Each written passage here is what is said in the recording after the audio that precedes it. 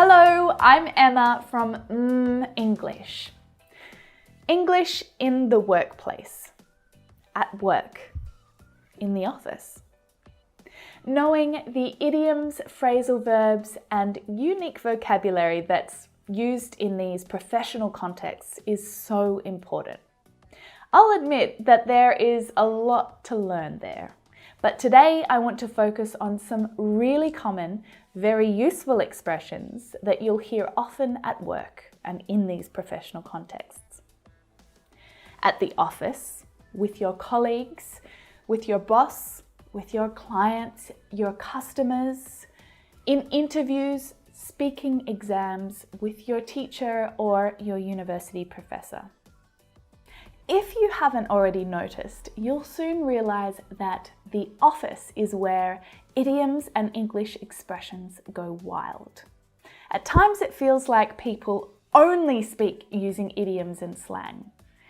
So whether you're flat out, getting off track, losing your train of thought, or banking on an early finish, these 10 essential business English expressions will help you to sound more natural and confident at work. Learning these expressions is essential, and a fantastic way to hear them being used in context is by listening to audiobooks. I use Audible to listen to books all the time, and I've teamed up with them to offer you a free trial, a free audiobook for 30 days so that you can try it out yourself. I've been using Audible for years now, but while I don't often have time to sit and read a book, I can listen while I'm driving or while I'm going for a run or I'm waiting for the train. So they offer a really fantastic solution to keep practicing your English. And for this lesson, I've listed some fantastic books relating to business in the description box below. So you can check out my recommendations for Audible right there. So let's start with flat out. If you're flat out, you're incredibly busy. You have lots to do, so much that you can't stop to have a break. I'll be flat out next week because there's a new shipment arriving. I've been flat out all week. I'm exhausted. In Australia, where I'm from, we might also use flat chat. It's used in exactly the same way to mean that someone is very busy. Train of thought. Have you ever been talking about something and then completely forgotten what you're talking about and why you're talking about it? It happens to me more often than I'd like to admit. But this happens when your train of thought gets distracted by something else. The clear progression of your thoughts are stopped by something. So the expression that you'll most commonly hear is, "Oh, I've lost my train of thought. What was I talking about?" I've lost my train of thought. My mum called and completely disrupted my train of thought. Can I ask you a question? Just give me a minute. I don't want to disrupt my train of thought. Now, if you lose your train of thought, you'll need to get back on track. If something is on track, it's happening as it should be. There's no problem at all. If something is not happening as you planned and you want to change it, you want to get back on track. We missed the deadline last week, but we've just submitted the report now, so we're getting back on track. Are you on track to complete the report by the end of the week? So logically, if something is not on track, it's not happening as it should be, then you're off track. Imagine this, you're busy, you're flat out, and you have to attend a meeting about a project that you're working on. But the people at the meeting are not prepared and the conversation is just going everywhere. People are talking about their kids, what they had for dinner last night, any other issue except what you should be talking about.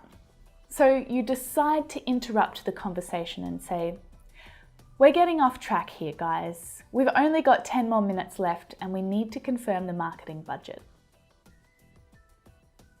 It's used to say that a person or a group of people have become distracted from their main purpose.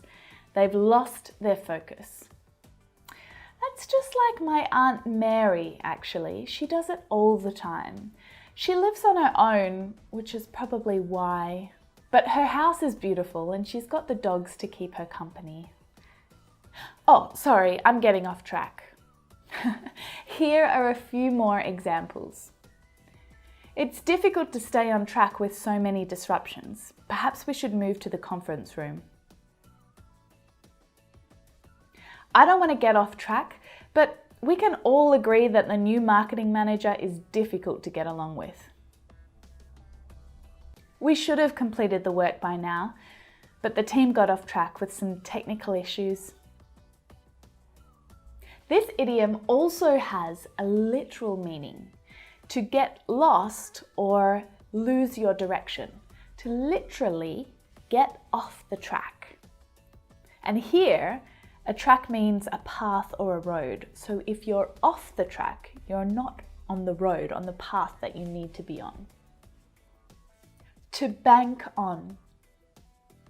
To bank on something means to bet that something will happen in a certain way. To be really sure or confident that something will happen. So, for example, I'm banking on Sarah to get a promotion so that I can apply for her position. Since it's a public holiday on Monday, we're banking on an early finish tonight. It can also be used in a negative sentence, often advising someone against something. I wouldn't bank on it. That means it's not a good idea to assume that it will happen. To brush up on. This is a phrasal verb, but one that's idiomatic, and it means to update or to improve your skills in some way. It can be used in any context really, formal or informal. But this expression is so useful in a professional context because sometimes it can be a little awkward or embarrassing to say that you don't have fantastic skills in one area, right? But by saying that you need to brush up on those skills is a much softer way of saying that you're not that good at something, but you are willing to practice or study to improve those skills. I'm brushing up on my Italian because I've got a business trip in July. I got the job at the publishing company, but I really need to brush up on my editing skills. I'm out of practice. To bring something to the table. So this idiom means to provide something that will be of benefit, something useful. And it's often used in a professional context to describe the skills or experience that someone brings to a team or to a company. The great thing about Sam is that she brings years of management experience to the table. See how the something in our structure is a noun phrase here. This is really common with this expression. He brings excellent communication skills and award-winning design experience to the table. But during a meeting, you might also hear someone use this expression. What have you brought to the table? And that means, what suggestions or ideas did you bring to the meeting? Can you offer to the people in the meeting? To bring up. Now, this is a very common phrasal verb. You've probably heard it before. It means to mention or introduce a topic. Someone can bring something up during a meeting, a call, or a casual conversation. I'll bring it up with Stephanie when I see her next week. Our presentation is missing some of the key points. so I'm going to bring it up with the team tomorrow. We can spend some more time on it. To turn down. Again, this is another common phrasal verb, but it's also idiomatic. It means to say no to something or refuse something. They offered me tickets to the conference, but I had to turn them down because it's my son's birthday. He turned it down because they offered him the promotion, but told him that they couldn't increase his salary. I applied for the position, but then I found out I had to spend 6 months of the year living in New Zealand, so I had to turn them down. Now, when you do something without planning or preparing for it, there are a couple of useful expressions that you can use. You can say that you'll wing it. Oh, my presentation's on my laptop, which I left at home. I'll just have to wing it. If you haven't received the notes, you'll just have to wing it. Usually this idiom suggests that you didn't really plan it to be that way, but for some reason you're underprepared. If you do something that's off the cuff, you're doing something without preparing for it, but you're kind of comfortable with that. You're cool with that. I wish that I was confident enough to make presentations off the cuff. I spend so much time planning for our monthly board meeting. Paul won an award last night and made a fantastic speech, totally off the cuff. Well, that's it for this lesson. I hope you learnt some new expressions. Remember that these expressions are often used in a professional context, but not only in a professional context. You'll often hear them used in casual, informal contexts as well, so they're good ones to learn and practice. You guys know that I release new lessons every week, so make sure you subscribe by clicking that red button down there so you never miss one of my lessons.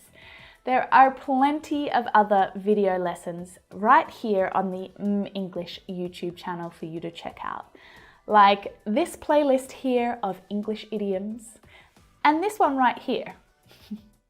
Thanks for watching, and I'll see you next week. Bye for now.